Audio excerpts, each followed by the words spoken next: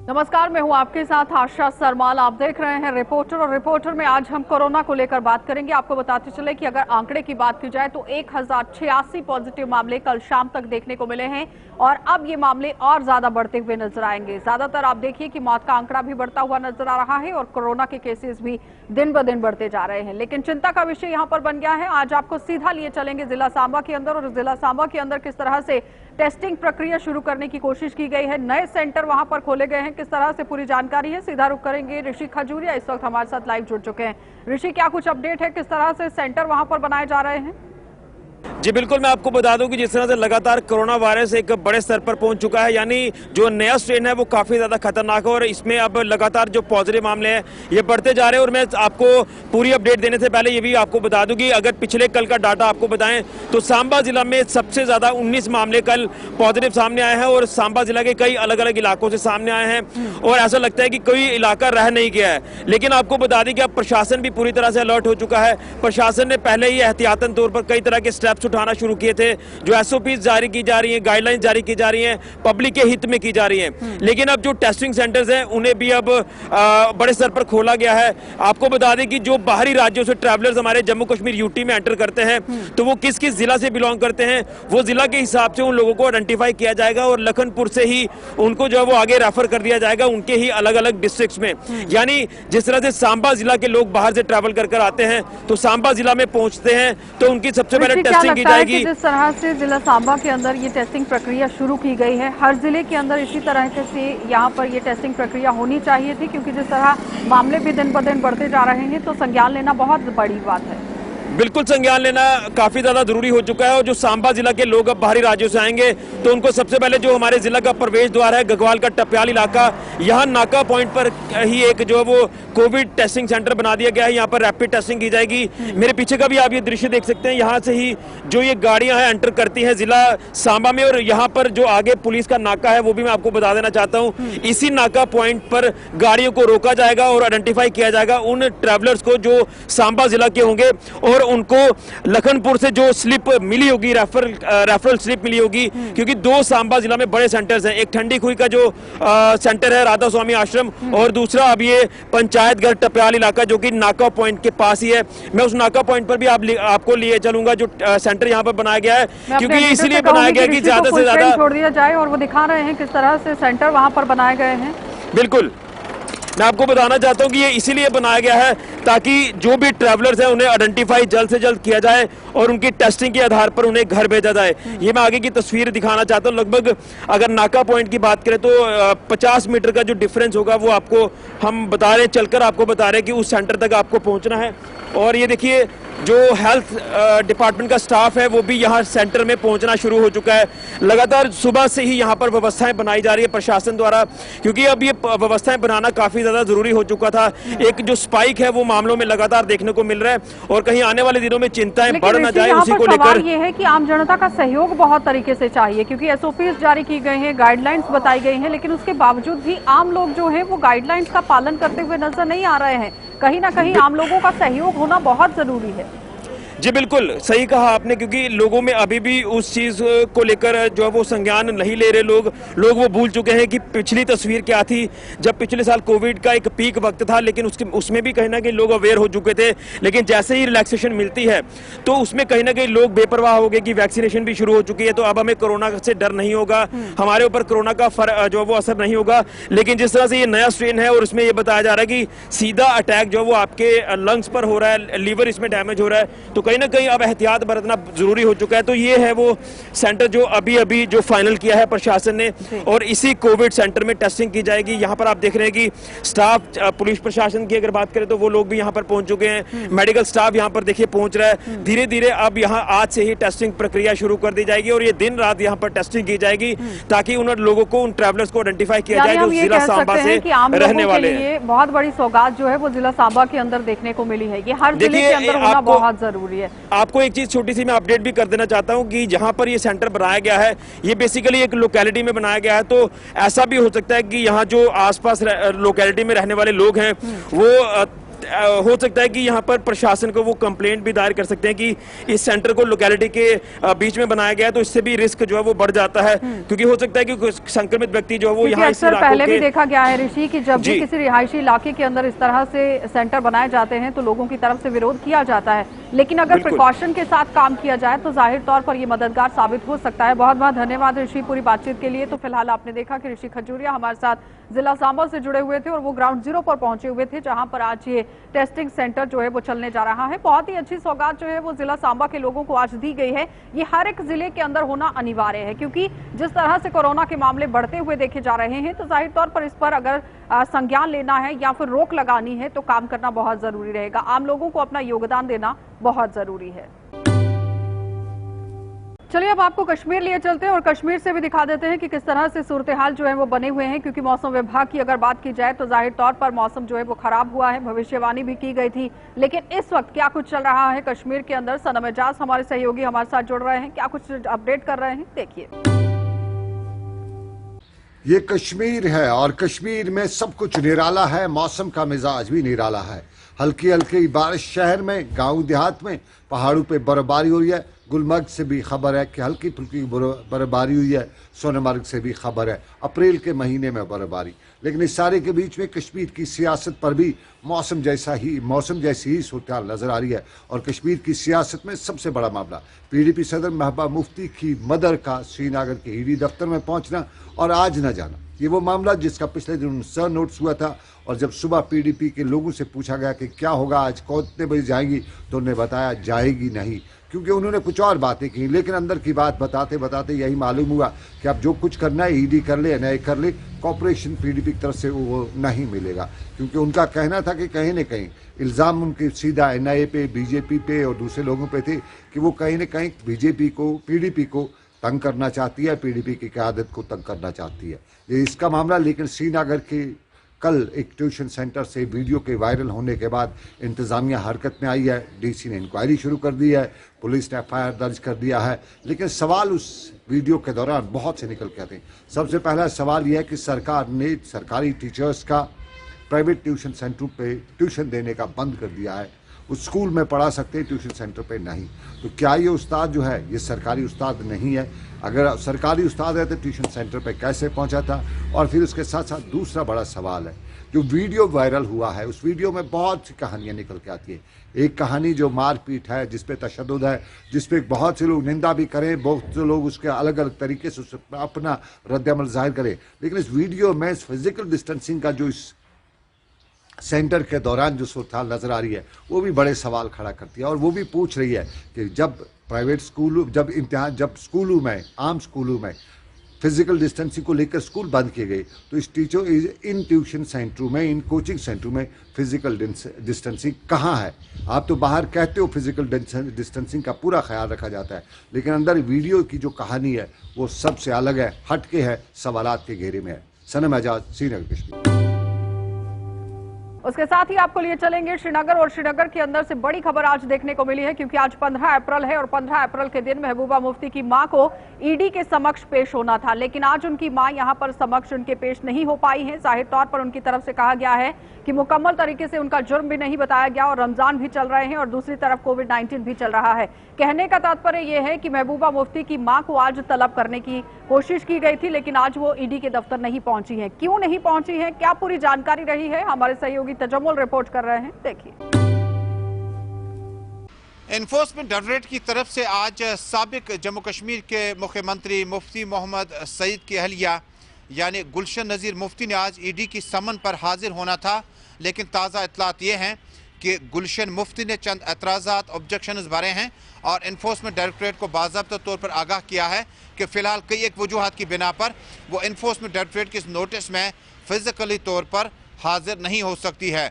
गुलशन नज़ीर मुफ्ती ने 4 मुद्दों का जिक्र किया है, जिसमें सबसे पहले उन्होंने कहा कोविड-19 की महामारी की वजह से अभी एक जगह से दूसरी जगह जाना खतरे से खाली नहीं होगा। दूसरी बड़ी बात है रमज़ान का महीना है और रोज़ों की हालत में काफ़ी वक्त एक जगह से दूसरी जगह गुजारना भी मुमकिन नहीं है। तीसरी बात उन्होंने कही है कि उम्र का तकाजा 70+ ईयर्स की अभी है गुलशन नज़ीर, महबूबा मुफ्ती की वालिदा और मुफ्ती मोहम्मद सईद की अहलिया। उन्होंने कहा कि उम्र का तकाजा है कि आज एक जगह से दूसरी जगह जाने में बड़ी दिक्कतें हैं। चौथा और अहम चीज़ जो इसमें गुलशन नज़ीर मुफ्ती ने इन्फोर्समेंट डायरेक्टरेट को लिखा है कि आपने बुलावा तो किया लेकिन वजह नहीं पूछी कि आप किस सिलसिले में गुलशन नज़ीर का बुलावा ईडी ऑफिस में चाहते हैं।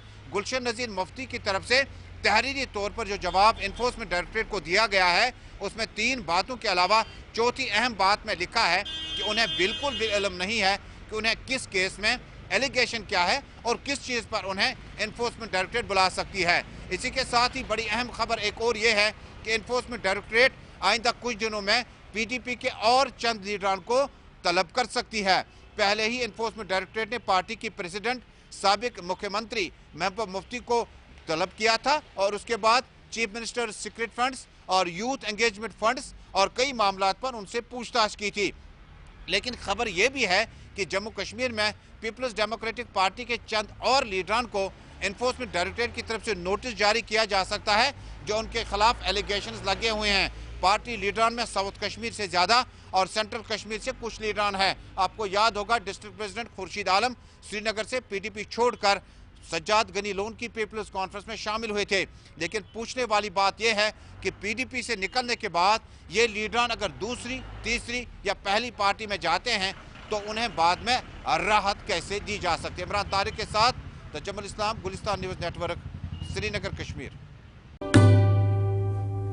चलिए अब आपको शहर श्रीनगर लिए चलते हैं और शहर श्रीनगर से भी अपडेट कर रहे हैं इरफान फाजिल। क्या कुछ चल रहा है, मौसम विभाग की तरफ से क्या चेतावनियां दी गई हैं कि कहां पर बारिश होनी है और कब तक बारिश होगी और किस तरह से ठंड में इजाफा हो गया है कश्मीर के अंदर, वो दिखा देते हैं।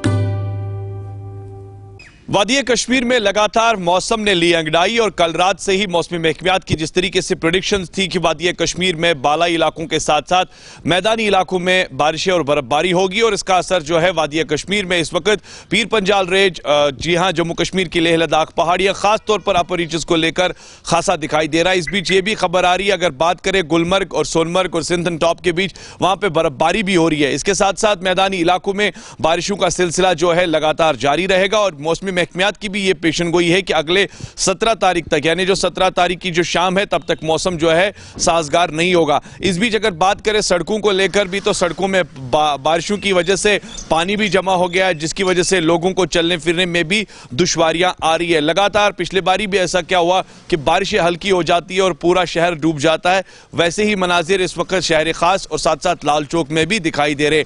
मौसम के साथ साथ बात करें तो सर्दी में भी इजाफा फिर से दोबारा से देखने को मिल रहा है। जिस तरीके से लगातार रिकॉर्ड तोड़ बर्फबारी या बारिशें इस साल हुई है और फिलहाल ये सिलसिला जो है जारी है। अब आने वाले दिनों में जरूर पता चलेगा कि मौसम जो है वो साजगार होता है या साथ ही साथ इस तरीके की जो मूवमेंट है खास तौर पर वेट स्पेल को लेकर ये कंटिन्यू रहती है। With video journalist Abid Qadir के साथ सईद इरफान फाजिल, गुलिस्तान न्यूज़, श्रीनगर कश्मीर। चलिए अब आपको जिला बारामूला लिए चलेंगे और जिला बारामूला के अंदर भी आप देखिए कि डीडीसी चुनावों के बाद पूरी तरह से विकास का काम जो है वो बंद है, क्योंकि डेवलपमेंट जो प्रोजेक्ट होने चाहिए थे वो अभी तक नहीं हो पाए हैं, जिसका खामियाजा आम जनता को भुगतना पड़ रहा है। सीनियर लीडर्स के साथ आज बातचीत भी हुई है, उन्होंने दौरा करने की भी कोशिश की, निरीक्षण करने की कोशिश की, लेकिन किस तरह से पूरी अपडेट है, क्या कुछ चल रहा है जिला बारामूला के अंदर, इरशाद के पास चलेंगे। इरशाद क्या जानकारी दे रहे हैं, देखिए। ज़ोरों से इस पे काम चल रहा है, मगर बदकिस्मती जो कोविड की वजह से थोड़ी बहुत दिक्कतें आ रही है। मैं उम्मीद करता हूँ, ऊपर वाले से दुआ करता हूँ कि ये बीमारी बहुत जल्द यहाँ से ख़त्म हो जाए और आप देखेंगे, आपको 5-6 महीने के अंदर ही दिखेगा कि जो हमने वादा किया है तरक्की का, इंशाल्लाह वो आपको ग्राउंड में देखने को मिलेगा। सर खुद भी आज विज़िट किया, वहाँ पे लोगों की अक्सर व बेशतर यही शिकायत रही है, चाहे आज की बात करें या पिछले दिनों की बात करें, पिछले सालों की बात करें। क्या आपको नहीं लगता है उस इलाके को जो है इंतजामिया के साथ साथ लीडर्स की जानिब से जो है इस्तेमाल किया जाए? देखो, ये तो बदकिस्मती है। अगर आप देखोगे बारामूला कॉन्स्टिट्यूंसी की अगर हम बात करेंगे तो यहाँ के, मैं मानता हूँ पॉलिटिकली हम हर दिन यतीम ही रहे।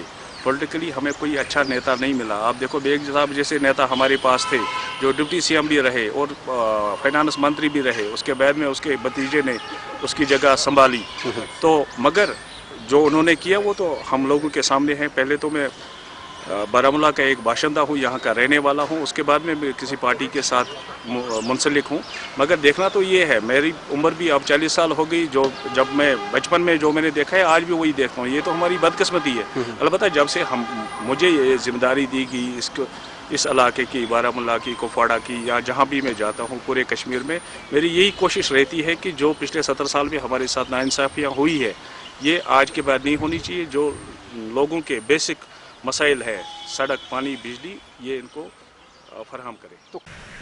भारतीय जनता पार्टी के जो सीनियर लीडर मोहम्मद अनवर खान, इन्होंने आज शुमाली कश्मीर के ज़िले बारामूला के मुख्तलिफ इलाकों का दौरा किया। सबसे पहले ये कंडी इलाके में गए और इसके साथ साथ इन्होंने रिहाइश पजीर लोगों के साथ बात की। चाहे हम इस कंडी इलाके की बात करें जहाँ पे पिछली दफ़ा जो लैंड स्लाइडिंग हुई, लैंड स्लाइडिंग की वजह से वहाँ पे लोगों के जो मुश्किलात हैं वो काफ़ी बढ़ चुके हैं। और अगर हम शीरी की बात करें, शीरी में भी गए, वहाँ पर भी लोगों के साथ बात की। या जहाँ बारामूला की बात करें, वहाँ पर लोगों के साथ बात की और इसी हवाले से बात की ताकि यहाँ पे जो है डेवलपमेंट हो, तामीर व तरक्की हो। अगर हम पिछले सालों की बात करें, पिछले 30 सालों या 40 सालों में जो है जहां के इलाके में कोई तामीर व तरक्की नहीं हुई है, बल्कि यहाँ पे जो रोड है बिल्कुल खस्ता हो चुके हैं, नाकस के बराबर हैं, क्योंकि बड़े बड़े गड्ढे हो चुके हैं। जो तलबा व तालिबात के साथ साथ जो नमाज़ पढ़ने जाते हैं, हालांकि उनको गुनाह मुश्किलातों से गुजरना पड़ रहा है। आए रोज़ जो है यहाँ पे जो एक्सीडेंट्स होते हैं, एक्सीडेंट्स की वजह से यहाँ पे लोगों के जो मुश्किलात हैं वो काफ़ी उरूज पे हैं, काफ़ी बढ़ चुके हैं। और अगर देखा जाए इस इलाके में 2 स्कूल हैं, एक हाई स्कूल है और दूसरा पब्लिक स्कूल है।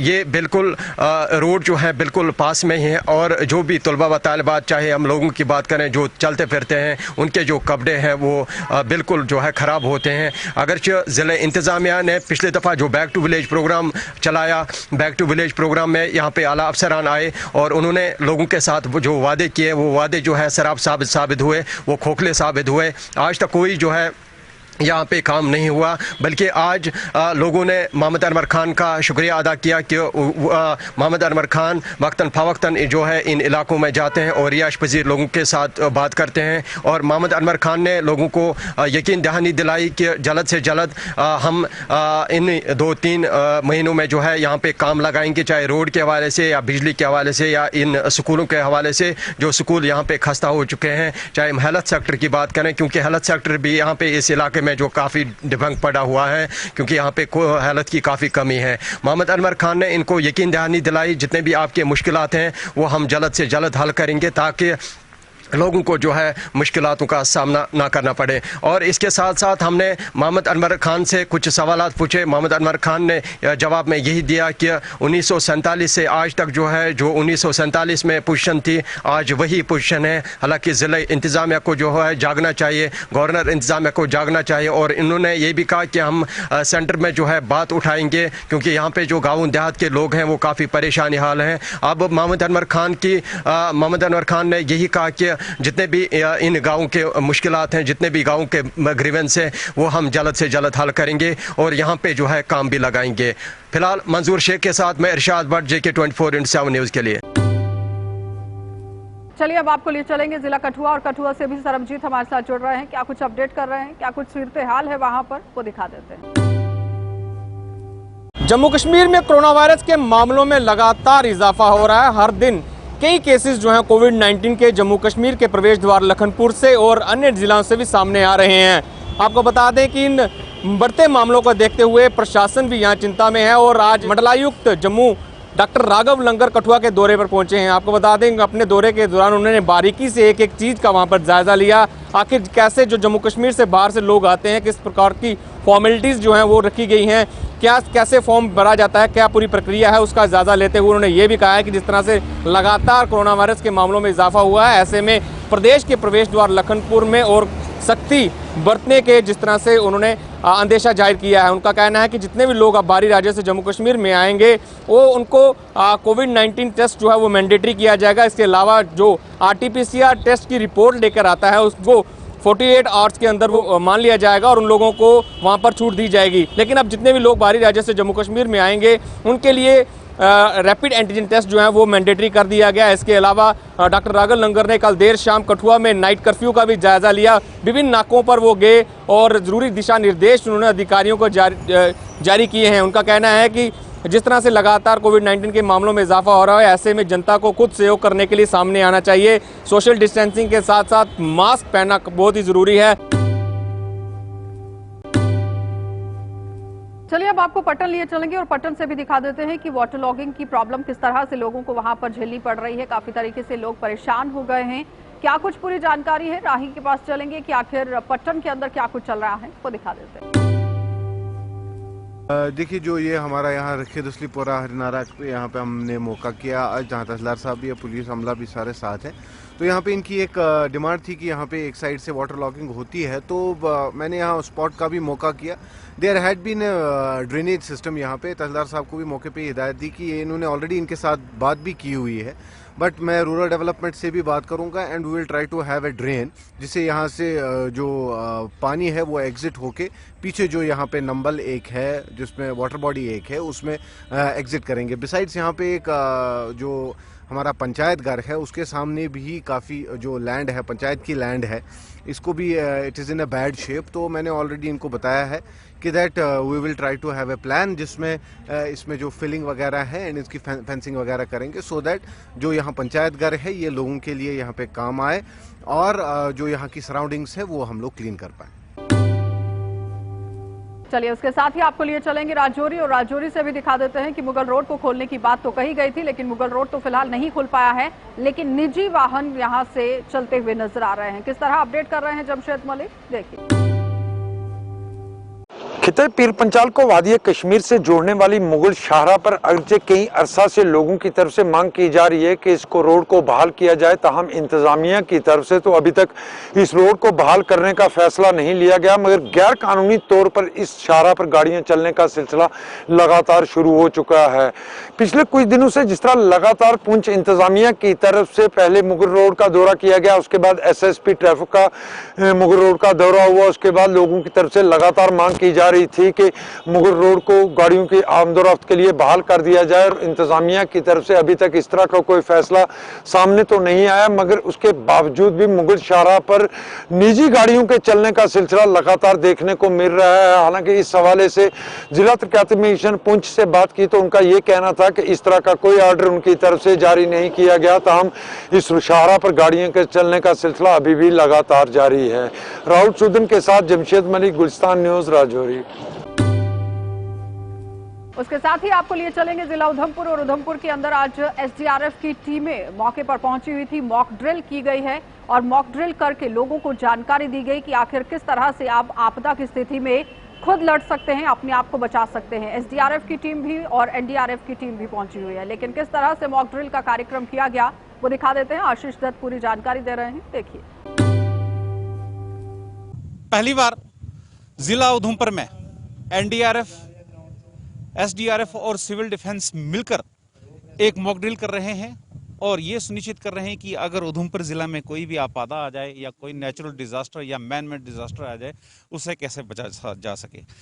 इसमें उधमपुर सुभाष स्टेडियम में एक मॉक ड्रिल चल रही है, साझा मॉक ड्रिल चल रही है, और यहाँ पर ये समझाया जा रहा है उधमपुर एडमिनिस्ट्रेशन जो है सिविल एडमिनिस्ट्रेशन के साथ सिविल डिफेंस और SDRF के सारे अधिकारी यहाँ पर मौजूद हैं, और ये यहाँ पर मॉक ड्रिल के जरिए लोगों को ये बताया जा रहा है कि अगर कोई यहाँ पर आपदा आ जाती है उसे कैसे बचा जा सकता। आप देखिए यहाँ पर देखिए, अगर कहीं बिल्डिंग में आग लग जाती है तो किस तरह से लोगों को बचाया जा सके। देखिए आप, ये पूरा मॉक ड्रिल के जरिए बताया जा रहा है कि किस तरह से अब उस व्यक्ति को, अगर कोई विक्टिम हो जाता है, किस तरह से, देखिए पूरा बताया जा रहा है, प्रैक्टिकल करके बताया जा रहा है कि किस तरह से उन लोगों को कैसे बचाया जा सके। इस रस्से के थ्रू, इस जो ये रस्सा है इसके थ्रू जो है उस विक्टिम को रेस्क्यू किया जाएगा, और SDRF और NDRF दोनों, देखिए आप, ये समझाया जा रहा है। देखिए ये पूरा करके दिखाया जा रहा है, लोगों को डर भी लगता है। हाँ देखिए आप, ये देखिए ये किस तरह से, ये देखिए किस तरह से 2 बिल्डिंग से नीचे जो है इस व्यक्ति को जो है रेस्क्यू किया गया है। कहीं पर भी उधमपुर डिस्ट्रिक्ट के अंदर कहीं पर भी मैन मेड या नेचुरल डिजास्टर आने पर किसी भी प्रकार का हम उसमें रिएक्ट करते हैं। अगर उधमपुर ज़िला की बात करूं तो काफ़ी ज़्यादा टोपोग्राफी अगर देखी जाए तो काफ़ी हिली एरियाज़ हैं। तो किस तरह से अभी तक आपने मॉनिटरिंग की है, किस तरह से आपने वहां पर जाके देखा है कि किस तरह से वहां पे पहुंचेंगे अगर नेचुरल डिजास्टर हो जाता है, रास्ते भी काफ़ी ज़्यादा ख़राब हैं, किस तरह से आप पहुंचेंगे वहाँ पे? हाँ, खासकर उधमपुर तहसील या उधमपुर डिस्ट्रिक्ट को देखा जाए तो यहाँ पर मैक्सिमम चांसेस है लैंडस्लाइड का है। और हमने अभी तक 5 तहसील का दौरा किया है, वहाँ का डाटा अपडेट और रिसोर्स और रूट चार्ट वगैरह मैपिंग कर दिया है। इस मैपिंग के या रिसोर्सेस मैपिंग हर चीज़ करने के बाद ये हमें तय हुए हैं यहाँ पर उधमपुर तहसील और उधमपुर डिस्ट्रिक्ट के अंदर में ज़्यादातर डिजास्टर है लैंडस्लाइड का। हर जगह पर मैक्सिमम चांसेस रहता है लैंडस्लाइड प्लस क्लाउड बर्स्ट का।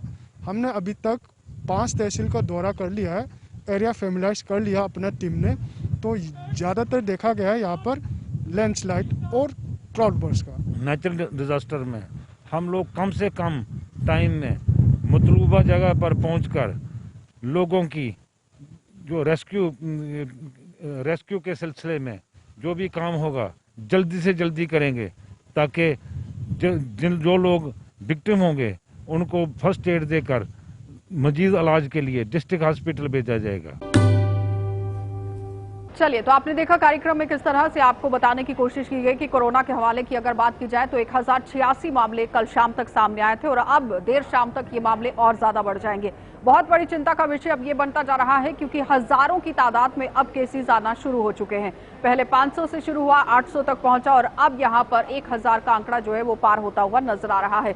तो इस पर अब आपको गौर फरमाने की जरूरत है। मास्क पहनने के लिए तो रोज ही आपसे अपील की जाती है, लेकिन सबसे बड़ी बात यहाँ पर यह है कि जो लोग बाहर से यहाँ पर पहुंच रहे हैं, केंद्र शासित प्रदेश के अंदर अगर वो पहुंच रहे हैं, लखनपुर को जैसे ही क्रॉस कर रहे हैं उसी वक्त अपनी ट्रैवल हिस्ट्री जो है वो बतानी चाहिए कि हम बाहर से आए हैं और टेस्टिंग प्रक्रिया में भाग लेना चाहिए। जिला सांबा के अंदर भी आज टेस्टिंग प्रक्रिया के लिए ही यहाँ सेंटर बनाया गया कि अगर बाहर से कोई यहाँ पर पहुंचता है तो उसका टेस्ट करना अनिवार्य होगा। उसके साथ आपको ये बताते चलें कि लोग जिस तरह से अपनी ट्रैवल हिस्ट्री को हाइड कर रहे हैं वो बिल्कुल भी ना छुपाएं और सामने आकर बताएं कि आखिर कहां से वो यहाँ पर पहुंचे हैं और अपना टेस्ट जरूर करवाएं। और उसके साथ ही आपने देखा कि महबूबा मुफ्ती की मां को आज तलब किया गया था ईडी की तरफ से, लेकिन आज वो ईडी के ऑफिस में नहीं पहुंची हैं। कई तरीके से उन्होंने साफ तौर पर कहने की कोशिश की है कि उनका जुर्म नहीं बताया गया कि आखिर किस तरह से ईडी ने यहाँ उन्हें तलब किया है। और कोविड-19 चल रहा है, साथ ही साथ उनकी सेहत बिल्कुल भी अच्छी नहीं है, इस वजह से वो ईडी के समक्ष आज तलब नहीं हो पाई हैं। और जाते जाते यही कहेंगे कि कोविड-19 को अगर यहाँ से खत्म करना है या फिर इससे बचना है, पार पाना है, तो एहतियात बरतना बहुत जरूरी है क्योंकि 1000 आंकड़ा कम नहीं होता है और ये दिन ब दिन बढ़ता जा रहा है। तो इस पर संज्ञान लेने की जरूरत है, आम लोगों को सहयोग करने की जरूरत है क्योंकि रात 10 बजे से लेकर सुबह 6 बजे तक जो कर्फ्यू लगाया गया है उसका पालन करना बहुत जरूरी है। एहतियात बरतते रहिए, 2 गज की दूरी रखिए और मास्क जरूर पहनिए। आप देखते रहिए कार्यक्रम। खबरों से अपडेट रहने के लिए JQ24/7 न्यूज के YouTube चैनल को आज ही सब्सक्राइब करें और हमारे Facebook पेज को भी अभी फॉलो करें।